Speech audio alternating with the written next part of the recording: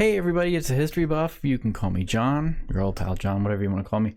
We are going to do 25 absurd random history facts. Just a quick housekeeping note. I did some Blackadder reactions, and I'm waiting for them to get released on from their copyrights. It's going to take a little bit of time, but if you can hang in there, watch some of my videos, maybe it'll keep it relevant, and I'll be able to get them up soon. All right, here we go. With 25 absurd random history facts, ranging from the odd to the outright hilarious. Okay. If you enjoyed this video, please do leave a like, and remember it goes a long way in helping us achieve world domination. And without further ado, Why not? Let's begin.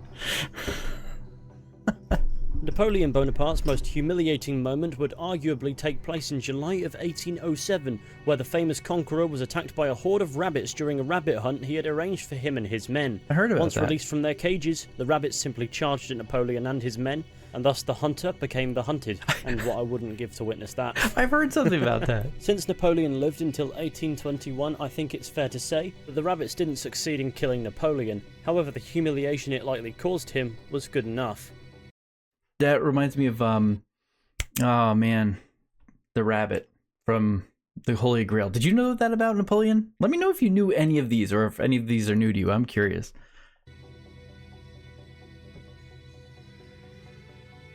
In France during the year 1386, a pig was arrested, imprisoned, tried in a court, and executed for murdering a child. Though not unique for an animal to be put on trial in the Middle Ages, it is still a silly thought. That is kind of weird. Never heard that.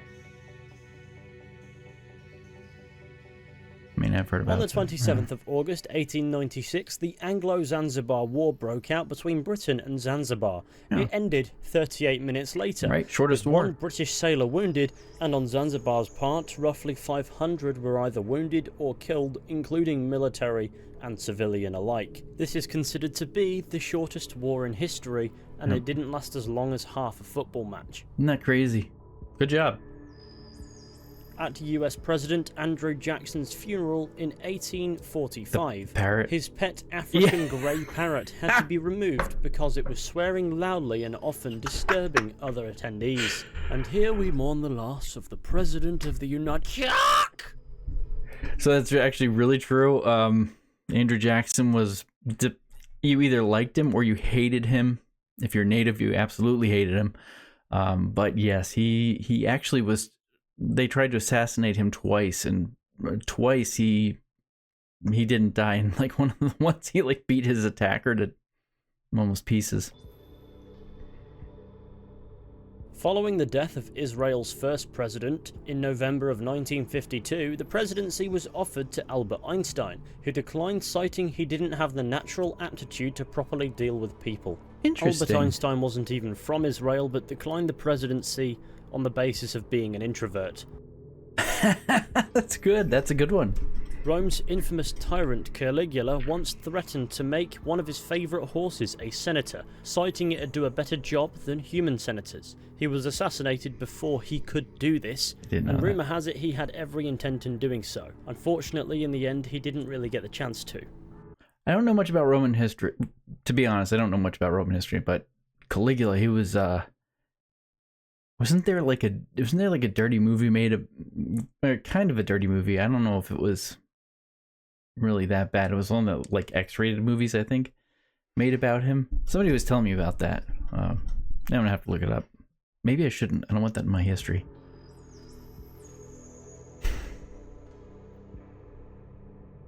In the year 1820, the town of Salem, Massachusetts, notorious for its witch trials, held a trial to determine whether or not tomatoes were poisonous. The trial was settled when Colonel Robert Gibbon Johnson ate a whole basket of tomatoes without dying or falling ill. Clearly, they were a superstitious bunch. Though a trial against tomatoes in the 19th century is definitely far better than what they were doing at the end of the 17th century. The fear of the tomato, which sounds ridiculous to say, wasn't however confined to Salem. I just think it's ironic that it was a town notorious for its witch trials Now I get it. that put Okay. this superstition to bed. Yeah.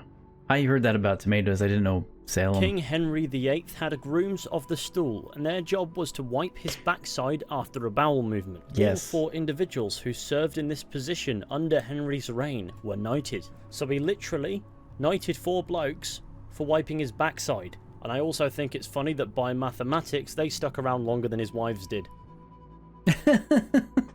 In the 13th century, Pope Gregory IX declared cats to be associated with devil worship and had as many exterminated as possible. Really? Many believe this led to the increased transmission for the bubonic plague due to the increase in rat infestations. However, of late, it's been acknowledged that the plague spread simply far too quickly for rats to be the only culprit. Yeah. Dick move from Gregory banning cats, though, because cats are cool.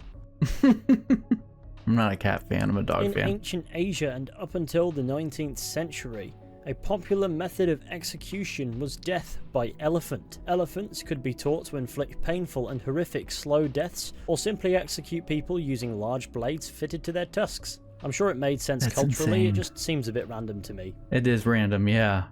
That's The Volkswagen Beetle was commissioned by none other than Adolf Hitler. intended to be a practical and affordable car that the working class could afford. That's weird, yeah. The year 46 BCE was 445 days long by imperial decree due to Julius Caesar implementing 2 extra leap months to bring the calendar in step with the seasons. What? The basis of the calendar afterwards was the 365-day and 6-hour format that we know today. Oh, wow. Okay. Did not know. Cuban dictator Fidel Castro was targeted in over 600 plots to kill him, and the methods of some of these attempted many? assassinations were equally as Hitman-level absurd as the number of attempts on his life. From a poisoned diving suit to an exploding cigar, Castro of course survived and lived until 2016, where he passed away aged 90 years. Yeah, the CIA did a lot of that stuff. And other people, but yeah, I heard about the cigar. During and Prohibition, the US wetsuit. government began to poison alcohol. When the law banning booze was passed, many continued to drink alcohol, and thus the law officials were frustrated and naturally responded by poisoning industrial alcohols otherwise regularly stolen by bootleggers and converted into drinking alcohol, and those who would consume the poisoned beverages would die. This roughly resulted in the deaths of at least 10,000 people by the end of Prohibition in 1933. That's crazy. It's a bit extreme, to be honest. Hey, I gotta tell you, just on that topic, when Prohibition was in place, you could have sacramental wine, and so a lot of people became like a priest or whatever it was, and so just to get the wine, and rabbis as well, and what was the other one? Oh, doctors, because doctors could prescribe alcohol. Tsutomu Yamaguchi was a 29-year-old naval engineer on a business trip to Hiroshima on the 6th of August 1945, surviving the atomic bomb's blast despite being only 2 miles away from ground zero. On the 7th, he boarded a train home to Nagasaki, where 2 days later, the other atomic bomb fell on the city. Oh my He survived again. Rumour has it he was discussing what he'd seen in Hiroshima with his colleagues when the second bomb fell, interrupting the conversation. Regardless, it's hard to tell if he was a lucky man or an unlucky one. That's Though he lived a long insane. life and only passed away aged 93 in 2010. That's crazy. It's 2 rough days. Very Carbon rough days. dated to between 1404 and 1438, the Voynich manuscript still baffles scientists and historians alike. Never heard Written of this. in an unidentified language, it's unclear if this was intended as a code or plain gibberish deliberately to fuck with historians. If that is the case, the effort is through the roof, being 240 pages long, with peculiar foldouts and some pages suspected to be missing What? on top. I've never Many heard of this. illustrations of plants and animals in the book also cannot really be identified, and I'm sure you'll find no shortage of theories about its purpose. I'm sure not, but do you guys know about this? If you want a mad tilt perspective, less time has passed between Cleopatra's reign of ancient Egypt and the invention of the smartphone than between her reign and the pyramids themselves being built. Yeah, there's some weird... I know, yeah. Okay. American President Lyndon B. Johnson would Oh, continue his interview whilst on the toilet. Yes. He'd have reporters and aides follow him into the bathroom in order to continue his meeting or interview whilst exposing his presidential genitals to take care of some plumbing. I'm sure that was an awkward experience for everybody but him. Yeah, he was really southern. and the way he did things. And in 1985, oceanography professor Robert Ballard embarked on a mission to search for the RMS Titanic, which sank in 1912. That was the public story, however it was actually a front for searching for nuclear submarines lost in the 1960s as part of a secret mission. However, due to finding said submarines earlier than expected, Ballard's team did actually search for and find the wreckage of the RMS Titanic on the 1st of September. That's crazy. You know what else is crazy? Is you remember the Kursk, the submarine? I did not, and I guess I just wasn't watching the news and paying attention much when it happened, but I did not realize that Putin was interviewed about the Kursk when it sunk and why. Like, didn't you want help? And he was like, why? They were all dead. Like, that was just such a Russian. I feel like that was such a Russian reaction. When forks were introduced to Italy in the 11th century, religious leaders referred to them as blasphemous, as eating with artificial hands offended the Lord. And if that's all it takes to offend God, I wonder what he thinks of Twitter. There's no evidence to suggest the church as a whole banned the usage of forks. However, individual Roman Catholic leaders on occasion expressed a dislike for it. And what a ridiculous thing to get het up about. Come to think of it, I don't know why this popped into my head. Don't judge me for this. But sex toys then, he must have a real issue with that, or she. I have another fun Hitler fact for you. According to medical records, Adolf Hitler took up to roughly 30 different drugs regularly at one point or another to contain his incessant and uncontrollable farting problem. I'd insert a gas joke here, but it'd be inappropriate. It would be inappropriate, because he'd get the bill. Between the years 1898 and 1910, heroin was distributed as a cough medicine. Mm-hmm. Side effects include scratching for more, I suppose. During the 1930s, Australia technically went to war with emus. On one occasion, the Australian army found 1,000 emus grouped together and attempted to kill them. The emus won the war in the end. The unsuccessful attempt to curb the population of emus in Australia has been remembered as the Great Emu War. I often wonder why they call it the war. In 1866, Liechtenstein sent out an army of 80 soldiers to participate in the Austro-Prussian War. None of the soldiers were killed, and 81 came back, as they'd made a friend. The country's army was disbanded 2 years later, and has remained neutral ever since. That's and I think that's for the best, because they're clearly too powerful.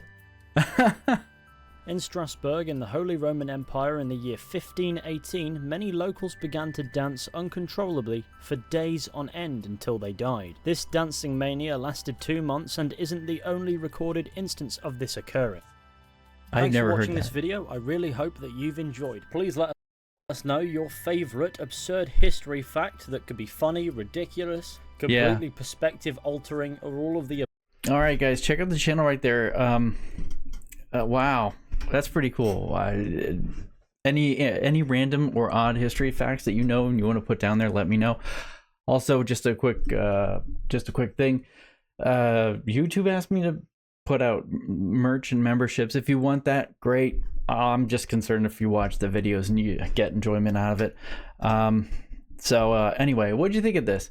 I'll talk to you guys soon, and hopefully we get the copyrights taken care of on the Blackadder videos. See you soon.